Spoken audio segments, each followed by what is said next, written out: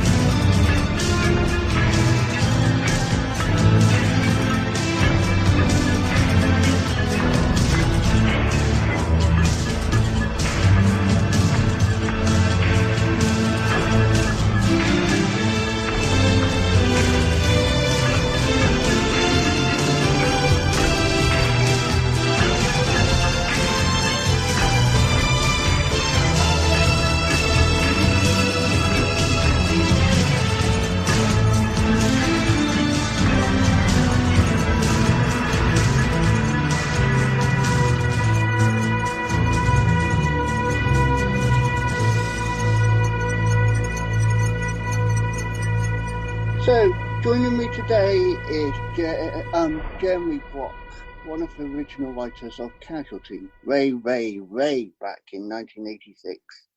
And behind me, as you can see, is the original cast. And that was, incidentally, outside Bristol, where it all began, wasn't it, that shot? It was indeed, David. And I'm looking at those faces and it's making me feel very old. I can see you at Plymouth and Kuba Chichinski, the porter, who I remember in the first episode solves the problem of the garlic smell. And there is Paul. Hello there. I'm just saying hello, David. I'm very brief. Paul. How are you? I'm full, thanks. Where are you? Yeah, I'm good. Yeah, Jeremy explained you was coming on very brief because you were busy. I'm just finishing something, so I just wanted to be polite rather than just be abrupt. Are you in America? Yeah, on the east coast of America. Right. Take care out there. Yeah, thank you. I've been here for 2 years and, right. You know, and I still catch up with Casualty, and obviously now I'm the admin of the fan site and do podcasts. This is like what I do, so. Brilliant. It's fantastic. And Paul, he's just been showing me that he's set the interview against that wonderful shot, of which, of course, is our very first cast, which is actually amazing. So lovely to see. And I was I'm actually in Holby City. Holby City. And there, of course, is Kuba Chichinski, who miraculously and bizarrely in our opening episode solves the problem of the garlic smell, if I recall. And who died last year. Oh. He was acting and he was doing a thing on a horse and fell off. Oh no, like and was injured and didn't make it. Like Roy Kinnear. Yeah. Yeah. Yeah, and incidentally, Roy Kinnear died in 1987, wasn't it? That's right. That's absolutely right. Because the episode had to be postponed until the next year, 1988 or something, I believe it was. See? Yeah. You know it all. You do. So sorry, David, you were asking me, remind me, because Paul, I know Paul has to go, but he might be able to help with some of these early questions. Remind me, David, the question was again? The question was again, what was about Casualty back then. This was Bristol because in 1986 alone, only 1986, interior was London, exterior was Bristol. Combine the two together, it was Holby, but the exterior shot, as we see it here, was actually Bristol, contrary to people thinking it was a different hospital, different set. It was indeed. So for the first 2 years, we would shoot Casualty in the studio in London over 3 days. I think it was, Paul, 3 or 4 days. And we would shoot the exteriors in Bristol, and they would then cut them all together, and that would be one episode. And I think in those days we were, I forget how many we shot the first series, but it was 10 or 12, wasn't it? I think something like that. 15 episodes. 15, thank you. Yeah. 15 episodes. So 15 visits to the studio in London and various exteriors in Bristol. Of course, famously the Bristol, the bridge where the car comes over the bridge at the beginning. What was the nickname I remember reading in books? Noddy Goes to Hospital was the quote. Do you remember in that very first episode, Jem? We were in the control room, and Peter Salt, who David was our medical advisor, upon whom Charlie, Derek Thompson's character, was kind of based, was working with an extra, putting them on a heart machine, and said, "Oh, I think you've got a problem." And as I remember it, Peter basically saved this extra from having a heart attack, because he pointed out that the person had gone arrhythmic, and an ambulance was called, and reality and fiction blended in this one moment. I know it's happened subsequently, but I think it was on the very first episode. I'd completely forgotten that. And of course, David, our producer at the time, as I'm sure you will know, was an esteemed television producer by the name of Geraint Morris. Yeah. And Geraint was the classic people person. He was a very, very warm-hearted man. And I cannot even imagine how Geraint would have reacted to that. But I can only assume that he was highly emotional, and that it caused him enormous stress and upset, because everybody on the set, including all the extras, were his family.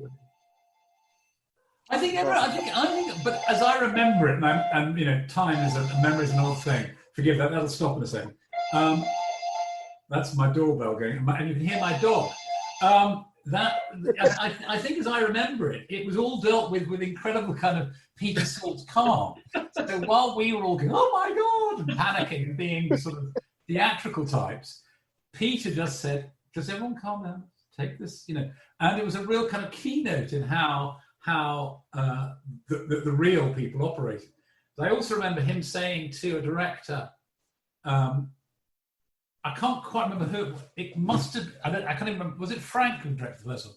Frank. He was saying, "Come on, we've got to move this trolley quicker. It's got to run down this corridor." And Peter's saying, "No. The whole point is it's got to be kept calm. You keep the patient calm." Yeah. I've seen Peter. I saw Peter a couple of years ago, and he still is the same the same personality, completely calm, dealing with, this entirely fictitious world that Jeremy and I created, but injecting into it this incredible detail and care. And there was a point where a few years ago he said to me, I've read and noted every script of Casualty. And incredible, isn't it? And could say to people when they said, let's do one about a tree falling over, we're going to know you did that in. this love and knowledge of it, which has always been, I think, a real reason for pride in the show. Because the pride came, like I said, I've read loads of books, I know there's only been a few, but the books have said you was observing Peter Salt at work, both of you, in 1985, at the Bristol Infirmary. And what struck you is how calm he was when he was saying to a relative, I'm sorry, your son has died. And that's how I feel. Absolutely, David. One of the things that Paul and I found so moving and wanted to develop in the character of Charlie Fairhead, Derek Thompson's character, is the idea of that very anchored compassion, real compassion for other people. And Paul is right, I couldn't put it better. Peter Salt remains the same person he was then. He's not changed at all, except that he's the world expert on the ladders falling and the trees falling and every other kind of narrative device that we've used over the years to generate story. But Derek Thompson is without doubt, as Charlie Fairhead, the beating heart of the series. And it's rather wonderful to know that he has people who are running a website like yours. It's a lovely thing to do. Thank you. Regarding Charlie, then, the idea obviously came from Peter Salt. Did you expect him to be the success, both as a person, to develop over the years to what he is now? If that makes sense. So, did you expect him to grow as he grew? Because when he first started, he was charge nurse, and then I think it was 4 years later, the management role came in where he became clinical nurse manager. Did you expect him to adapt to these changes? Like Peter Salt, he was charge nurse, I assume, when you first met him, and then he developed into clinical nurse manager. Well, I have to declare my hand here, David, and admit that after about 3.5 years, perhaps 4, I think Paul and I may have written more. I've been to the 4th series, I forget, but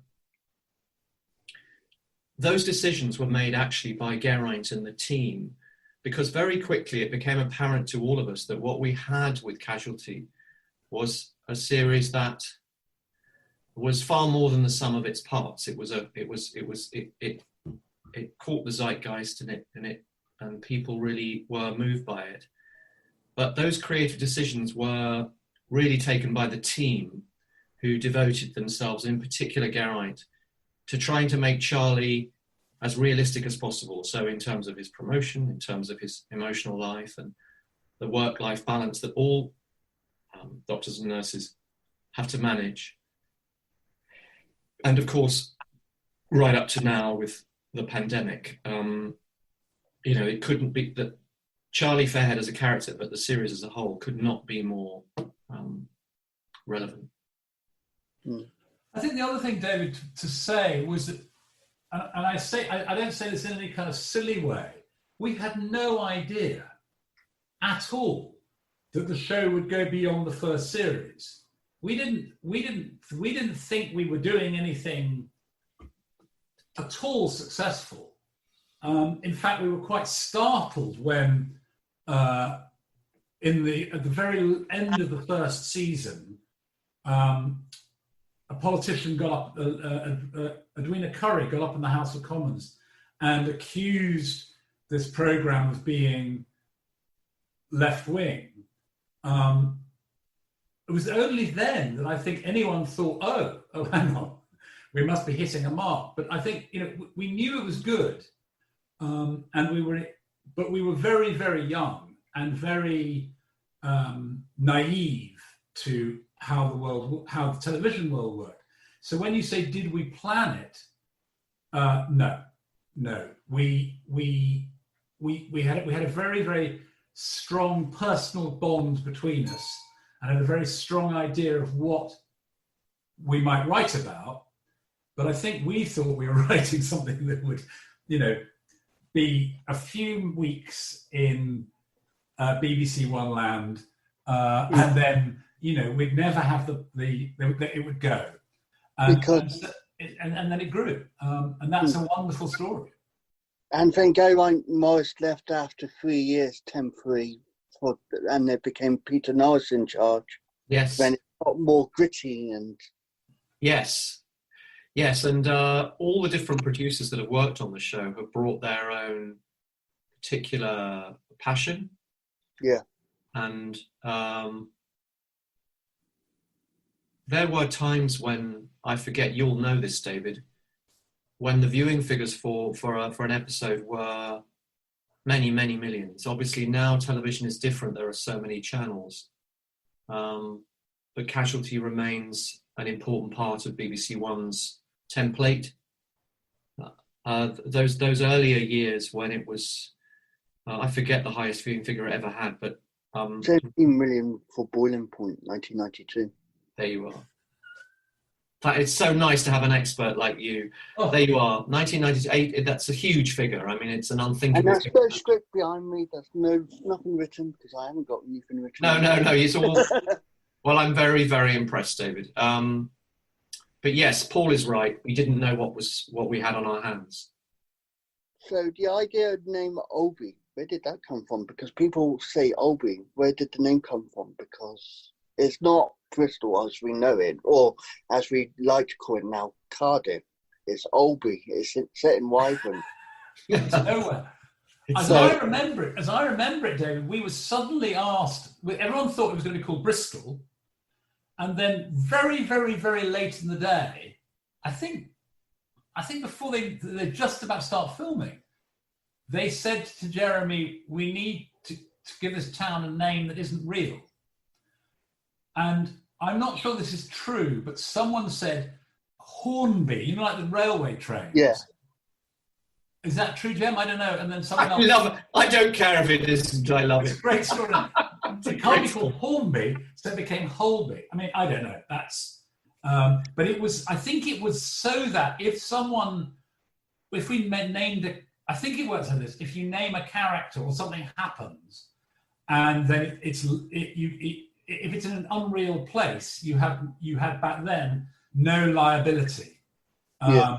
I think that's what it was. It was, and it was very much in the tradition of the BBC, David, for everything to be fictionalized in terms of location. Yeah. I was a trainee at the BBC at the time Paul and I came up with the idea of Casualty. And during my traineeship, I worked on a show called Juliet Bravo. Yeah, the police drama. That's just right. Before. And that's going on as well. He produced, didn't he? Correct. And so that was where I started my relationship with Geraint. And on all those shows, my job as a junior was to go through the script and make names up. And Paul is quite right. It was very, very late in the day that we were asked to come up with Holby. And I love the Hornby idea. I've no idea, no idea whether it's true, but I don't care. Because one of the rules that Paul and I have always had is, never knowingly over researched. And I think the point is that it's become, like all names, it's just become the name it is now. I can't imagine it being anywhere else. They just class it as somewhere from the southwest of England, near the Welsh border, and that's it. I think that's right. And of course, in the early days, David, again, you'll know this, that everybody tried quite hard to bring a Bristolian or Western accent. Kathy Shipton, most famous for it. Yes, that quite quickly faded. I think people felt that it wasn't necessarily adding to the gravitas or emotional resonance of the show. In fact, I think if you look at episodes, you can see accents coming and going. Oh yes, Yeah. all over the place. But actually, dear Kuba Chichinski, and I didn't know he died. I'm very sorry to hear that. But he had, of course, a fabulously East European accent, and King as well. Those were characters who now we look at them and we go, well, obviously they'd be there, but really it was quite unusual because the template was Juliet Bravo. And that was a very different kind of cast. So what Paul and I were doing, along with the subject matter, was introducing the kind of casting that wasn't regularly being done at that time. So Derek Thompson only doing he did a couple movie, TV shows. Then you had Bernard Gallagher, he's also sadly missed. He did TV, but not very often. So I can understand. And Kathy Shipton, I think she only just trained as an actress at the time, didn't she? So she was absolutely right. Absolutely right. Then you had Brenda Fricker. Who could forget Brenda Fricker as an actress? Megan. Well, I so agree, David. Brenda Fricker, I think we really got lucky with Brenda. Paul, among his many talents, is also a theatre director and has run theatres and knows more about casting than I do. But I always thought that I couldn't quite work out how we got her because she's so talented. And we got her because she was doing. And it should have been a lesson to us. She was doing a play at the Bristol Old Vic. Oh, well, there we are. She was doing, I can't remember what it was, Jen. It was some, I know what I do. I can't remember what it was. It was Typhoid Mary. Oh, right, I know that. And the director I'm talking very scandalously here, David, was on the ropes because Brenda was being so damn difficult.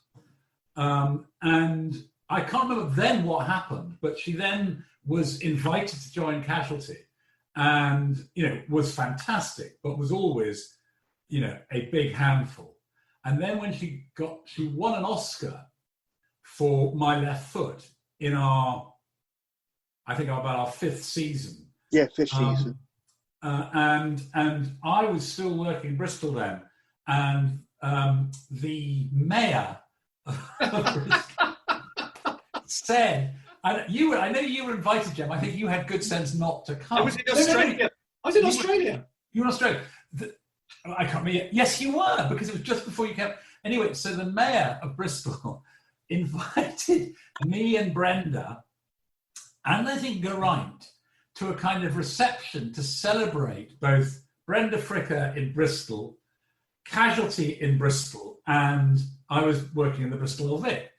And there was this reception. So I turned up with Geraint, and Peter Norris actually was there because he was, at that point, a singular episode producer. And the one person who didn't turn up was Brenda Fricker. So there was this drinks reception, and it was all going swimmingly. But, clearly the only person they really wanted was Brenda Fricker to turn up. And it had started at lunch, at 1 o'clock, it was a lunch, a sort of, stand-up lunch. And we all had quite a nice time. And back in those days, everyone was drinking quite a lot. And at about 2:30, the mayor said, I've got to make my speech, because the Western Evening Daily Press is there, whatever it's called. And he started to make his speech. And into the middle of this came Brenda Fricker, who had spent the time we'd been drinking little bits of glasses of sticky wine, had been in the pub and emptied the bar. So she brought a spirit to the thing, David, which was wonderful. And all I can really remember about it after that was then standing outside, her really drunk, me quite drunk, her smoking cigarettes, well, us all smoking cigarettes. And her going, I hate these things. I was like, well, it's, you just won your Oscar. And so she was quite a character. They were remarkable days. And it was recorded in the books that when she did win the Oscar, she didn't win the Oscar onto set. She actually had a plastic trophy bought for the occasion. So all she was holding in the background was plastic trophy. Correct. Yes, I don't think you would want to risk it. You wouldn't want to risk it. She was also, a very fine poet, David. And one evening, during filming of an episode called Burnout, Hewitt's last episode. Hewitt's last episode, indeed, and your memory is fabulous, David. She took me to one side one evening, and got me to rewrite her 2 speeches, which were okay, and then she made them brilliant, because she knew her character very well by then, and she was very adept at making things feel very real. That was one of her gifts. And she then put down the script, having sorted that bit out, and said, "I'm going to read you my poems." And she read me her poetry for some time, and we shared a few glasses of wine, and it was a very, very memorable experience. Very talented woman. And sadly, the character Megan got killed off. Incidentally out by Charlie. Yes. Those storylines were beyond Paul and my ken. We weren't involved. I know. In later years, I know the relationship between you and Casualty, before both of you, was still there, but you didn't partake. I know Paul did a recent episode last couple of years. Well, I want to say, because Paul won't say this, I want to say that Paul wrote one of the very great Casualty episodes, in which the camera is constantly in one flowing movement. By the way, long before other film directors who now claim credit for that did it. But anyway, that aside, we were also there before ER as well, by the way. But he wrote just to say about ER, we were there before ER, and what's his name, who invented ER, was in a hotel in London, saw Casualty, and thought, I can do that too. 100%. But I just want to say, Paul's episode was quite astonishingly good, and Paul has always maintained a much more, much healthier, much more living relationship with the people on Casualty than I have. I went abroad for a while, and I've just not sustained it in the same way. Although I have to say, more recently, felt very kind of close to it. But it's Paul who's, of the two of us, had the much healthier relationship with the show in the long term. Well, only when they were doing the 30th episode, the 30th season, they very nicely said, did we or I want to write one? And I said, only if I can direct it. And did, I can't remember what it's called, but the two-parter, which brought Kathy back into the show and had Derek Thompson's heart, the Charlie's heart attack and the kind of flashbacks to his childhood. And I have to say, I really loved it. I mean, it was very good for me at a time in my life, and I really enjoyed going back there. And found them, what's remarkable about the program is how committed the people who make it still are to it. And not just to the idea of keeping it going, but the idea of what it's about, and their passion about it being. Jem and I always did this to be about the National Health Service, and the people who've gone on doing it have always had that commitment, and that's not. And Peter Salt was a big part of that, but lots of other. Everyone had the thing that's been so strong about the show was everyone's known what it's about, and why it exists. And the times I've been back involved, I've always found it very, nice and inspiring, because it feels like something that Jem and I did now quite a long time ago, but it still fits. And I was interested by how much I understood how it worked. I thought, but I was quite nervous. Oh, I don't know how to do this. And then you get there and you go, Oh, I because the quote you said back then, I don't know if it's you or Jeremy, but you said in 1945 a dream was born. That dream was the NHS. In what it was, you never gave the year away. You just said in whatever year it was, that dream is in tatters.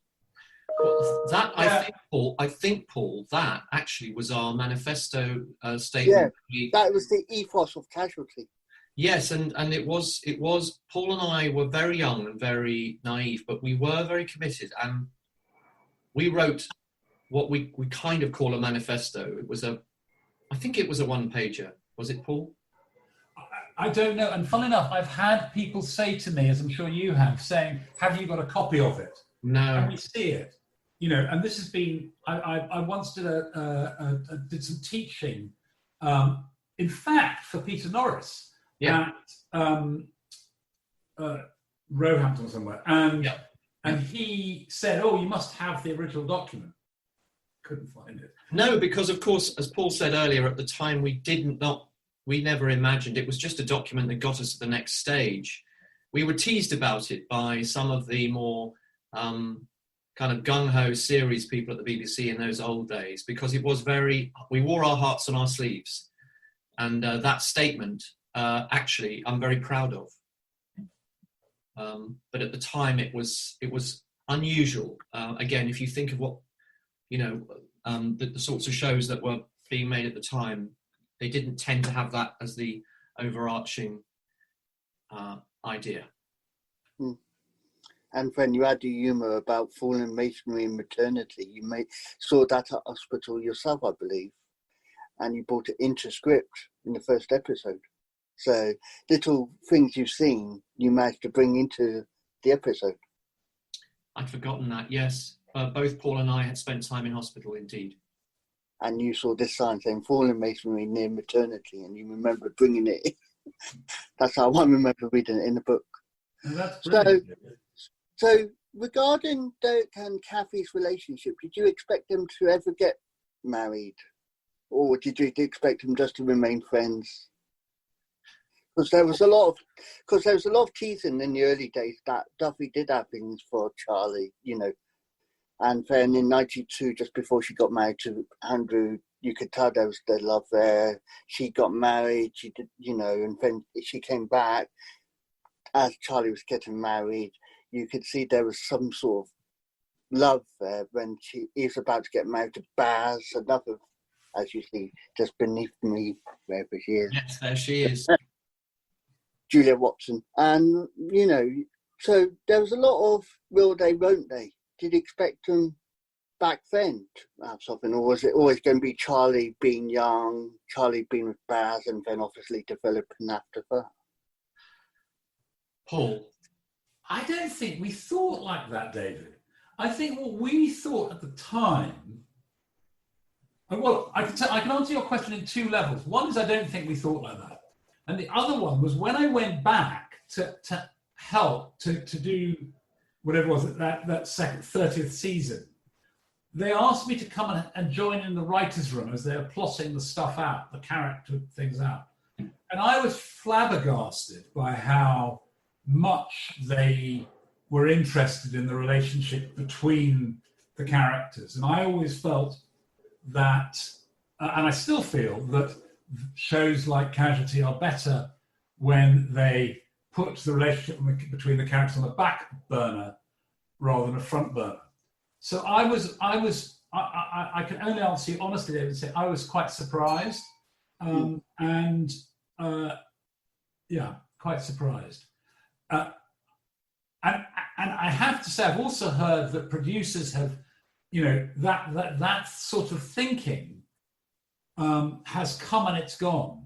I remember talking to Kathy Shipton, who, when she came back, we were having a laugh because she was saying, they've killed me, they sent me off to Australia or wherever it was. The nature of being in a long-running show is the character storylines can be quite confusing, quite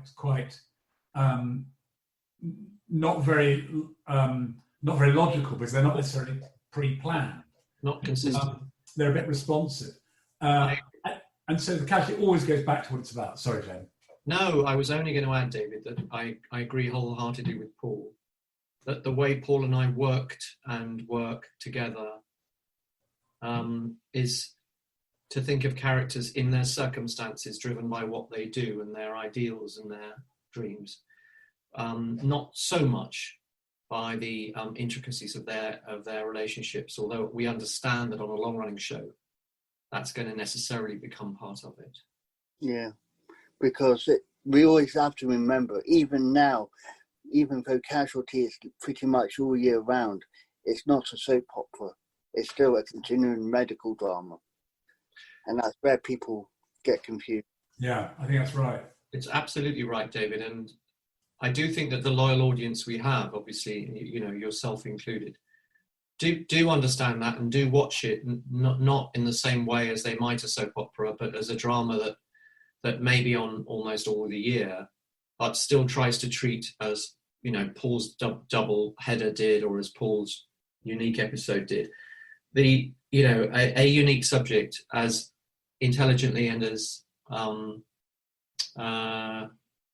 as vividly as possible, and that element of it feels like it threads all the way back to the beginning, because although we were hanging there by the skin of our teeth and we didn't think it would go on, we kind of knew in that first series that something unusual was happening, particularly when the politicians took notice.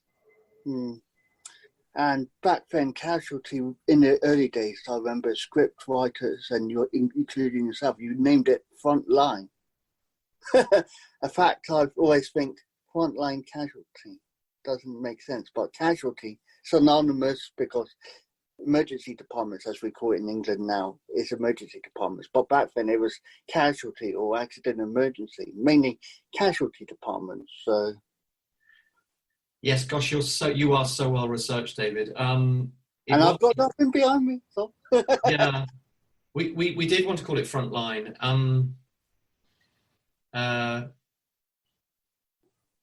Because we saw the NHS staff as being on the front line of a fight, not only with the accidents that they meet, but also with the front, on the front line of society. And it's pretty obvious. I know, but I do think Casualty was the right title. I agree. And what do you think of Paul yourself? How do you think Casualty's progressing yourself as you see it now with? And you can even answer this, Jeremy. How do you think Charlie's coping with the reality of life now? Now he's lost Duffy. He's lost pretty much two ex-wives. One died in an accident. One died due to what, So Alzheimer's. Yeah. Well, I'll tell you something, Dave. Kathy Shipton phoned me to say they're thinking of Alzheimer's. What do you think? And I realised as she was saying it that there's no coming back from that. You can't bring the character back after Alzheimer's. So I knew I was talking to an actor who's, who there's a big career choice being made for her. And she's a very key part, has been on and off a key part of the show. And I think she was asking myself and Jem, to endorse this plan or not. And I thought about it, and I thought, actually, it's a very, very good story. It's a very human story, and it's a very recognisable story. All the things it proved to be, but it was really hard for Kathy, and also I think for Derek, because it made Charlie more and more of an isolated character, an oddball in the modern show. And I know that the producers are aware of that. I know that there's a feeling of who does he's now so much the wise older man, the father figure. How are they going to replace that? How are they going to endorse his position? How are they going to replace Kathy?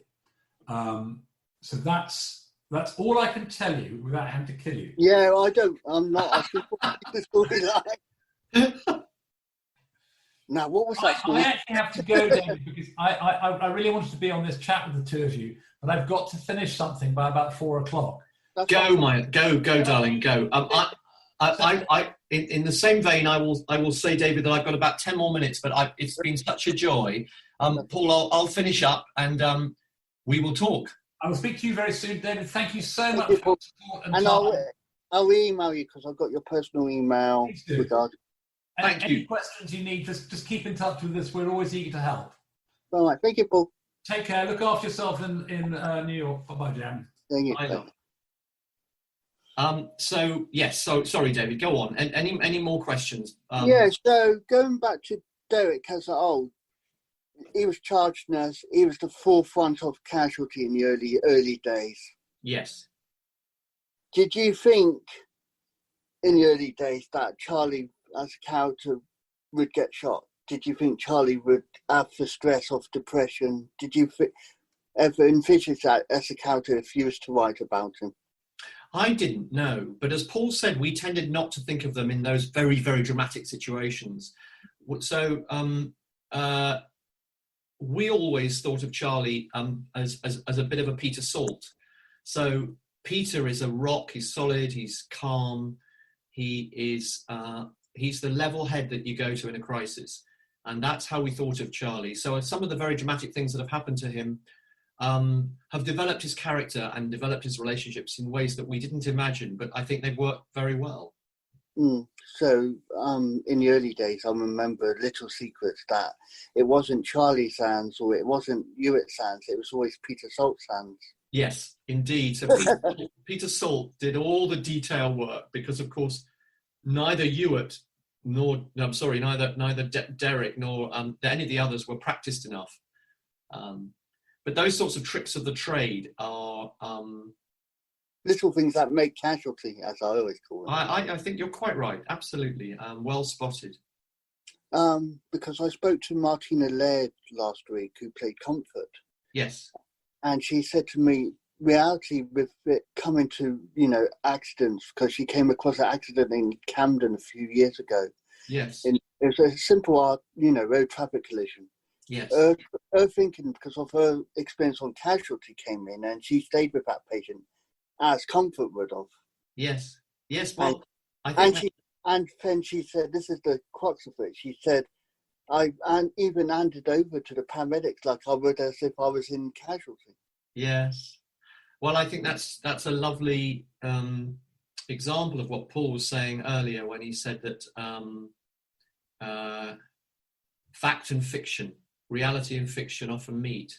And I think that many of the actors who've experienced being on Casualty as a regular will say the same thing. Of course, the other strange truth about Casualty is that it's now been on for so many years that so many famous actors were once guests in it. And that's another kind of pub quiz that you could always have. Yeah. So the fans obviously have always asked, like I said, I've asked most of the questions they've asked, but if you could change one thing about Casualty now, just to summarise and to end, what would you change about it now? Gosh, that's such a good question. Because obviously in the early days it was about politics, about the NHS struggling because of the government at the time. Look, I don't feel I have the right in a way any longer to make a critical judgment of a show that's been so much a part of my life and given me so many opportunities. All I would say is that when we started with a political ideal, and we now find ourselves in 2020 at a time when the NHS has never been more important to our collective lives, at a time when nurses in particular remain underpaid and overworked. And if I were to do anything in the show rather than fundamentally change it, what I would do is I would sit down with everybody and say, how can we draw people's attention to the value that these people bring? And how can we harness all the love and affection that everybody has for these characters so that we don't forget they need better pay, they need continuing investment. They are not robots. They are people working in situations of great stress. And it's lovely that we applaud them, but they need real money and real resources. And my worry is that this money and these resources will suddenly start to slow down when the panic of the pandemic eventually retreats. So that's what I would do. Because since being in America, I've noticed we haven't got an NHS system, and it's a lot more, how can I put it, difficult sometimes. So I can imagine it'd be similar sort of vein if it ever dwindled. But I'm not going political because that's not about the subject. No, and I agree with you, David. I don't want to be political either, but I think I would hold a torch, if you like. Yeah. If I could do anything, I would hold a torch and I would burn it bright for the nurses and the doctors and the cleaners and all the staff that work in A&E, which remains the front line even more than ever, and just remind people that you only get what you invest in. You get back what you put in. Okay, thank you very much for your time anyway, and reliving some memories, old and new. It was a pleasure, David, and like Paul said, if there are any further questions, don't hesitate to ask. It was a real pleasure. And I think I got your email from when it said you joined Zoom, so I will email. That's right. Yes, indeed. Yeah. All right. All right, and thank you for your time, and good luck with your vitamin, whatever you may be doing now. Thank you very much, and stay safe in America. Thank you very much, Emma. All right. Bye-bye. Bye-bye. Bye-bye, David. Bye-bye.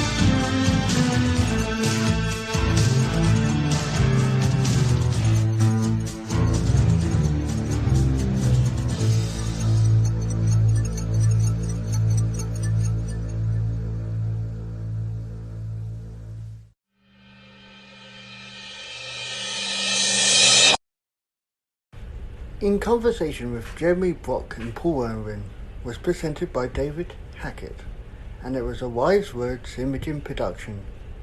Feel free to like, share and subscribe for more inspiration on the journey.